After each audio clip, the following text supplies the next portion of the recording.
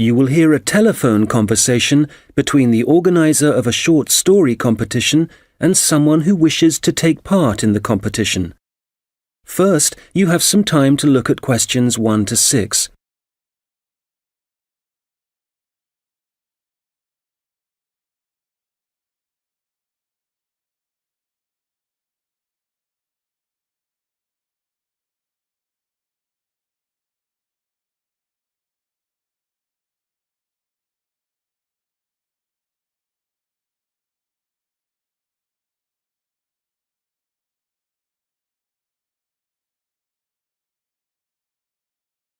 Good morning, Dave speaking. Oh, hi. I'm phoning about a short story competition. I saw an advert in a magazine and I was just calling to get some details. Yes, certainly. I'm the competition organizer, so I should be able to help. What kind of details are you looking for? Well, does it cost anything to enter? Yes, there's an entry fee of £5. Okay, that should be fine. It's a short story competition, so how many words is that? Well, we want to give people a reasonable amount of freedom, but the guidelines are around 3,000 words. Oh, that sounds quite a lot. Well, it's not as much as it used to be. We did have a limit of 5,000 words, but some people thought that was too many. So this year we've reduced it. Right. And does the story need to be about anything in particular? No, you can write about any topic you like. But the main point of the competition is that it has to have a surprise ending. Oh, I see. That sounds interesting. I don't think I've ever written a story like that before. Yes, it's something we've introduced for this year's competition. Right. I'm 18. Is there any age limit? Yes, you need to be 16 or over. So if you're 18, that's fine. Great. So you have the competition once a year, is that right? Yes, we start advertising in January, and the competition takes up a lot of the year. We give people a few months to write their story, and then it takes quite a long time to judge all the entries and to announce the winners. I see. So when is the closing date for the competition? It's already April. I hope I'm not too late. No, you've still got plenty of time. You need to submit your entry by the 1st of August. After then, it will be too late. Although you can always enter next year's competition. Okay, good. So how do I enter? Well, we have a website, and the best way to enter is to complete the entry form online. We also have more details of the competition on the site. Shall I give you the web address? Yes, please. Okay, it's www.comp4ss.com, and that's the number 4, not the word 4. Okay, thanks. I've got that. So I can complete the entry form online, but how do I send the story? Do I print it out and send it to you? Well, you may want to print the story out so you can review it, but don't post it to us. When you've finished your story, you will need to email it to us. The email address is on the website I gave you. Okay, that's fine. Before you hear the rest of the conversation, you will have some time to look at the questions 7 to 10.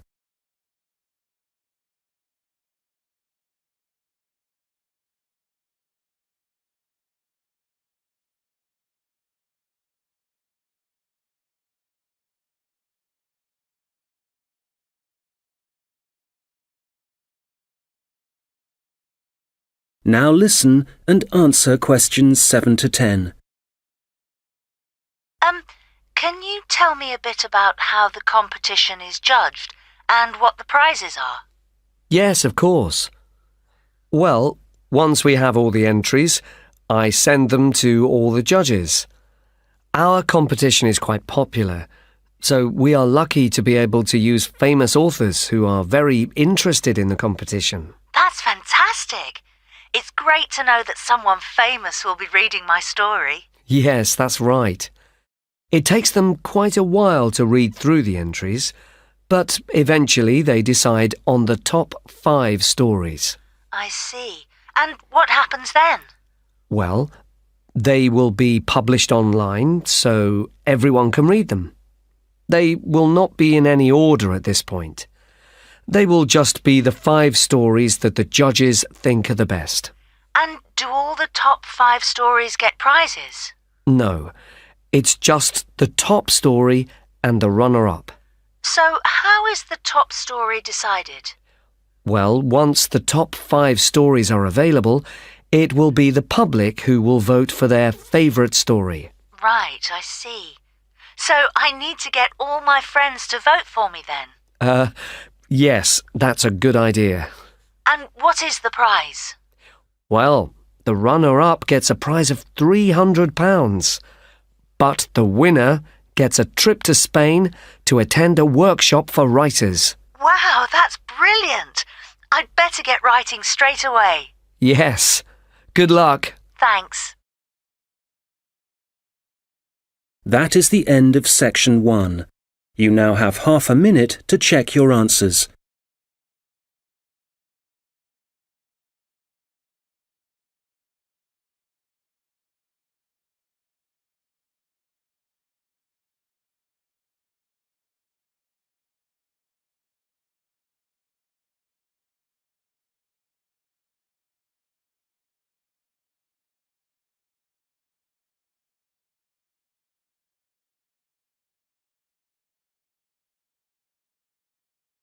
Now turn to section 2.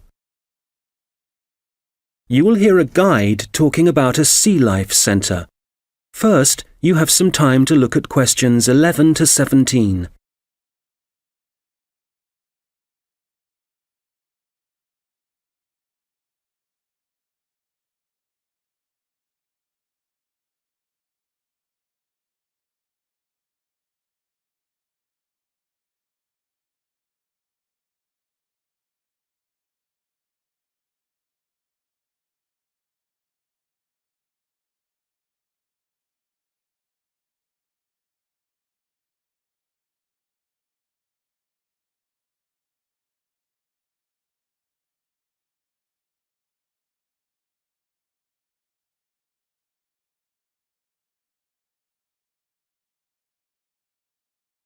Okay, so hi everybody and welcome to the Sea Life Centre. Before you start on your tour, I'd just like to give you some information about things to look out for as you go. Well, first of all, I guess some of you may have been here before and may be surprised to see the name has changed. We're not called World of Water anymore. Since the beginning of this summer, we've been renamed, and we've also made a few other changes. However, the main attractions like the aquarium, the crocodiles, the penguins and so on are still here. But we have a new restaurant and picnic area, and the latest thing that we have, and it was only finished last week, is the splash ride. This is an exciting new area of the centre and is pretty scary, and of course you do get a bit wet, so make sure you're not wearing your best clothes. As I said, the main attractions are still here, and the most popular thing that everyone wants to see is feeding time, especially for the crocodiles and the seals. We used to have the main feeding time in the afternoon at around 3 p.m. But we found that some of the animals got a bit hungry waiting until then, and so we now have it at noon. They seem much happier with the new time, although it's a bit difficult to know what they're thinking. Now, I'd like to mention something new that we've introduced this year that we're very excited about. It's called a VIP ticket. The VIP ticket costs an extra £2 per person, and you will be amazed at what it allows you to do. With this, you'll be allowed to feed the sharks. Now, I know that for some people, this might be quite a frightening thing to do, but it is perfectly safe. For those of you who are a bit unsure, we do have a video you can watch to see what happens. It's a great experience, and your friends will be very impressed.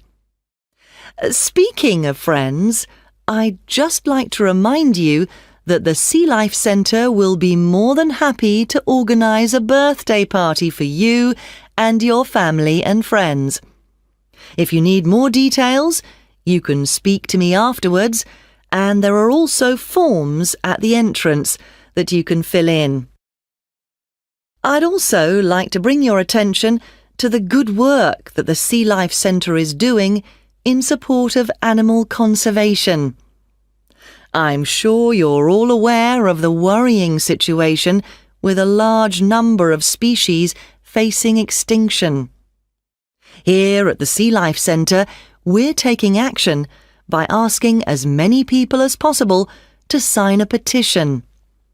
Once we have over 5,000 signatures, we are planning to send it to the government in the hope that more people will begin to take it seriously. Right, well, there's obviously a lot going on at the centre and a lot of things to discover.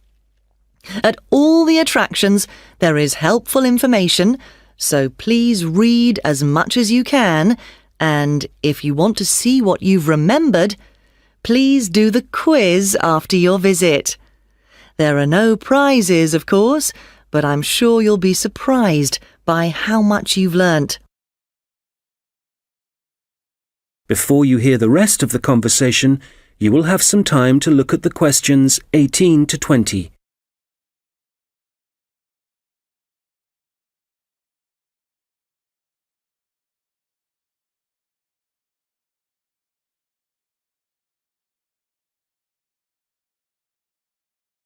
Now listen and answer questions 18 to 20. So, before I leave you all to start your tour, I've just got a few tips. There are a large number of attractions, and you may not have time to see them all. Of course, there are the old favourites like the aquarium and the crocodile cave, but if you don't have time to see everything, make sure you visit Turtle Town, which is beyond the aquarium and the seal centre. This is very special and has a large number of endangered species, and as it's at the far corner of the Sea Life Centre, it often gets overlooked. I also have to apologise for the Penguin Park. This has needed some urgent work to be done, and so will not be open for the next week. We're very sorry about this, but I'm sure you'll find the Seal Centre, which is directly opposite it, will keep you entertained just as much, if not more. We're also very busy today, as you may have noticed on your way in. Everyone starts here at the aquarium, but as it's so big, there's no waiting to get in. But today, we're expecting a lot of people to want to see the crocodile cave, as a couple of eggs have hatched out. So expect delays there and, if you like, move on to the Seal Centre first and then go back when things are quieter towards the end of the day. So, I'll leave you now, but if you have any questions, I won't be far away, and have a great time at the Sea Life Centre. That is the end of section 2. You now have half a minute to check your answers.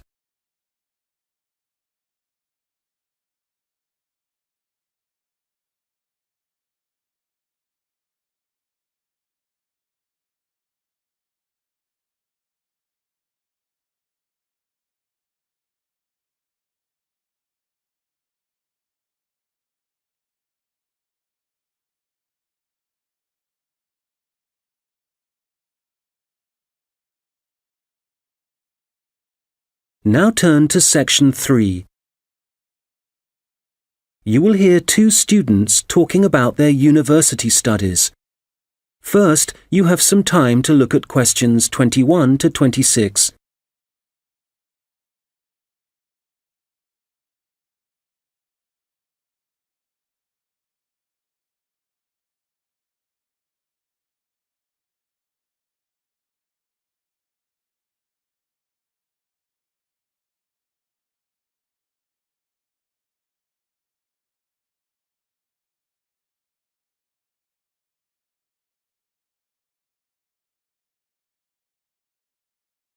Oh, hi, George. How's it going? Hi, Martina. It's going well. How about you? How's university life? Well, it's great.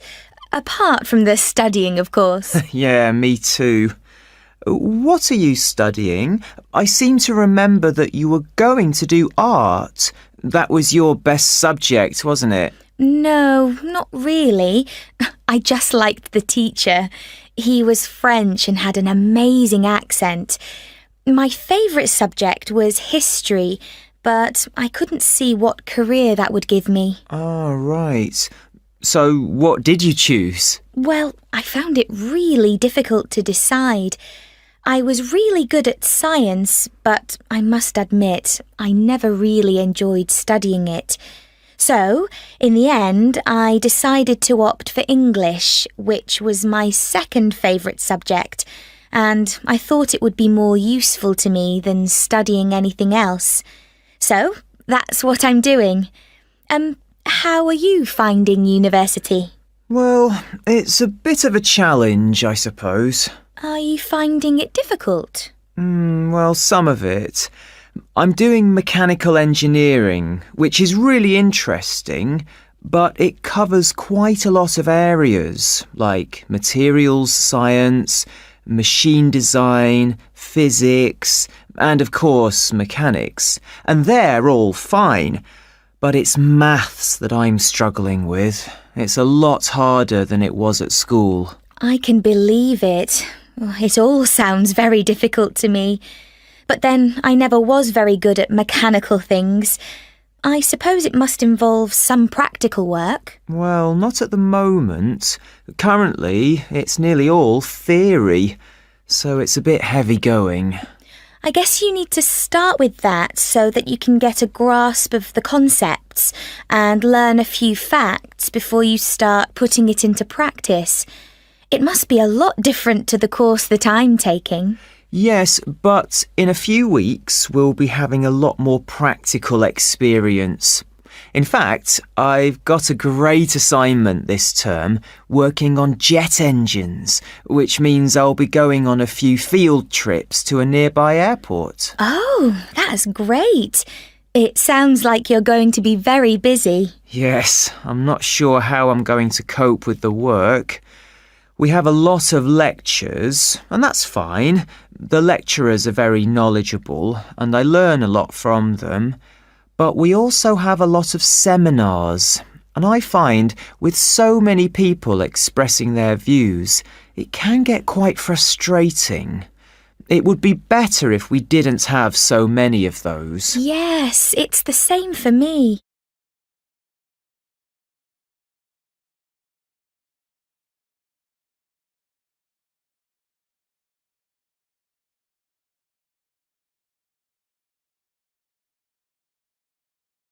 Now listen and answer questions 27 to 30. How are the students at your place? Well, I haven't really met anyone yet. They all seem a bit quiet. Perhaps they're working hard. They don't appear to be very studious here, but they are very friendly. I must say, I've been doing a lot of sitting around and chatting over the last week or so. Well, that's good. The only person I've spoken to really is my tutor. He's very approachable and seems to understand how difficult it can be starting university. It's good to have someone you can talk to, and he may help you meet other students. Actually, that doesn't bother me. I'm bound to get to know some people sooner or later. It's more a question of finding out what I need to do, where to go and so on. I hope he can help me with that. Oh, I would have thought so. Well, we certainly have a lot of work ahead of us. It seems like a long time, doesn't it? Studying for 3 years. Yes, it does. But I'm sure it'll go quickly. You know, I'm really dreading the first assessment. Yes. For the course I'm doing, we have to hand our first one in at the end of next month. Really? So, have you got the topic yet? No, but we'll get it soon. I'm not sure how much we have to write yet. Not too much, I hope. I know what you mean. And it's hard to study, especially where I am now. Oh, where are you living? I'm living in a hall of residence. I thought that would be a good idea, as there'd be a lot of people around, but I'm finding it a bit noisy. I can see that I'm going to have problems when I really need to get down to some work. So, I guess you need to be somewhere on your own then? Yes. Well, I do like to have some people around me, so I'd prefer to live with a family somewhere, in a house not too far from the university. Well, good luck with that. Yes, thanks. And good luck to you as well. Oh, I have to dash now. I've another lecture in 10 minutes. Bye for now. Bye.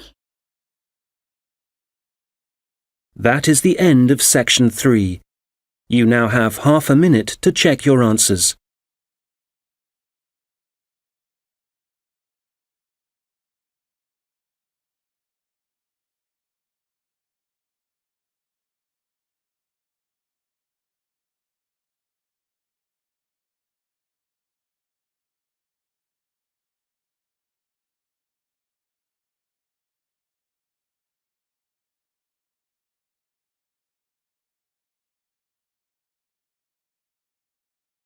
Now turn to section 4.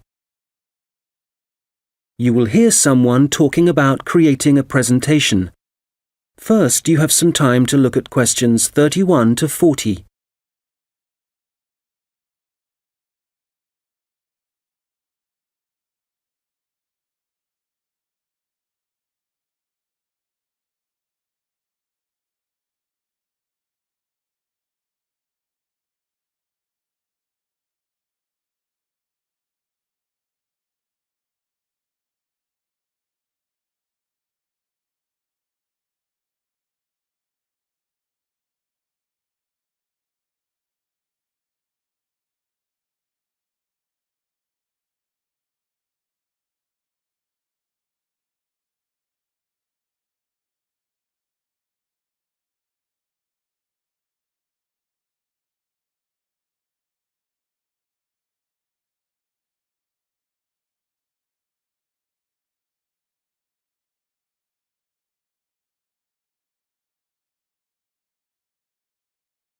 Now listen carefully and answer questions 31 to 40. Hello, everyone. You've all been given an assignment for your sociology course, which will involve giving a presentation to the rest of the group. And so today, I'm going to be giving you a few tips on how to prepare your presentations. This should help you with your current assignment, but a lot of the principles I'll be putting across will be general principles which will, of course, help you with all your future presentations. So, first of all, the most important thing to consider is your audience, and in this instance, your audience are the other students in your group. There are 3 points to bear in mind. Firstly, you need to ask yourself what they need to know. Secondly, it's useful to consider whether they'll be supportive or not. And thirdly, will it be a small group, say 3 or 4, a moderate gathering of 20 or so people, as for your current assignment, or will there be hundreds of people?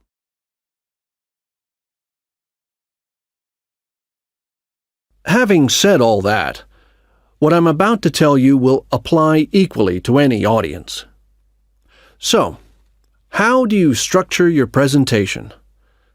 Right at the beginning, you should tell them something that forces them to pay attention. This could be something surprising or even shocking, but it needs to be relevant. After that, you need a list of items or topics showing them what you'll be covering, rather like an agenda. And then the main part of the presentation will follow. This main part will be the detailed information you'll be presenting, and could include facts, statistics, personal experiences, etc. After this, you should summarize what you've presented and close with what I call next steps. For this assignment, you could simply point the group to other sociology reference material. In other cases, you may want to suggest some actions that people can take. Now, what about the design of the slides for your laptop? Well, the important thing here is to be consistent. You need to have the same type of font and use the same color and size for the same elements. For example, all headers need to look the same. All bullet points need to be presented in the same way. And don't just stick to words. Bring the presentation to life by adding graphics. These could be in several forms, such as pictures, flowcharts, diagrams, histograms, and so on. And so let's move on now to presenting.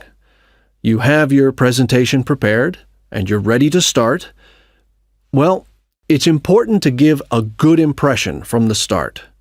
So take 3 deep breaths, look at the audience, no matter how frightening they may be, and be enthusiastic and energetic. As you go through the presentation, remember to provide some variety in the way you speak. So, for example, you can talk fairly rapidly for information that may be familiar, but then slow down for more unfamiliar sections. And change your tone as you speak. Don't keep it at the same level all the way through. As I mentioned, look at your audience. A good tip is to pick people out and look at them for around 5 seconds.